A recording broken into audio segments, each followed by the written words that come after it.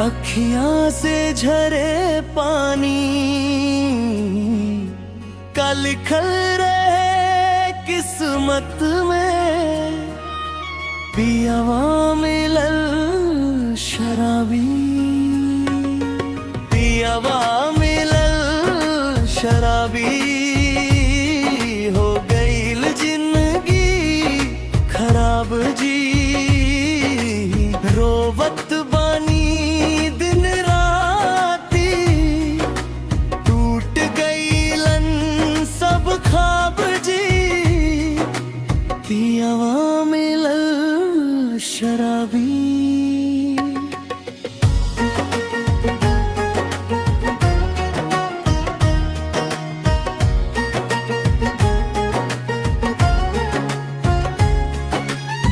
ना पूछ दर्द सखी, कैसे कटेला रात जी। हंसत चेहरा पीछे छुपल, अखियन के बरसात जी। शादी के दिन याद बा, सपना सजवनी लाख हो, सोचनी राजा मिली हमके, मिल गई दुखिया भाग हो। रोज पी के आवे घरवा, करे झगड़ा बवाल जी। नन्हक बच्चा डेराइल रहे, कांपे सारा दुआर जी। पियावा मिलल शराबी, हो गईल जिंदगी खराब जी।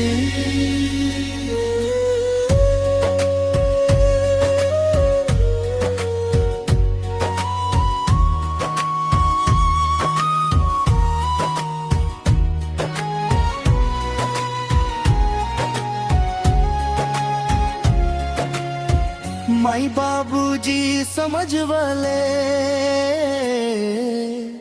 बिटिया सब ठीक होई। बरस गुजर गईल बाके, दर्द न तनिको कम होई। चूड़ी टूटल बिंदिया सूखल, सूख गईल मुस्कान जी। मनवा भीतर रोजे उठे दर्द भरा तूफान जी। सावन आयल फागुन आयल, नायल खुशहाली हो। अंगना में चिरई चुप भइल, रोवे हर डाली हो।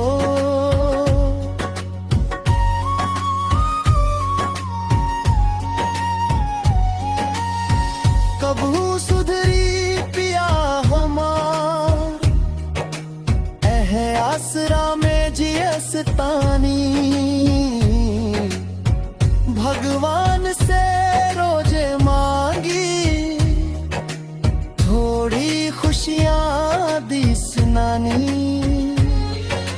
पियावा मिलल शराबी, हो गेल जिंदगी खराब जी। रात अंधेरा टूटल सपना, कैसन भाग लिखाइल हो। मेहंदी वाला हाथ हमार, आंसू से धुलाइल हो। फिरो दिल ना छोड़ल चाहत, पिया के राह निहारे।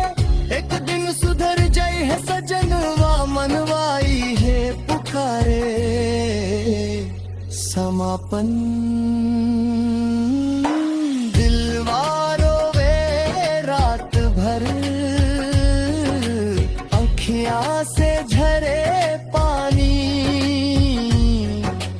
कल खर राहे किस्मत में, पियावा मिलल शराबी। दवा मिलल शराबी।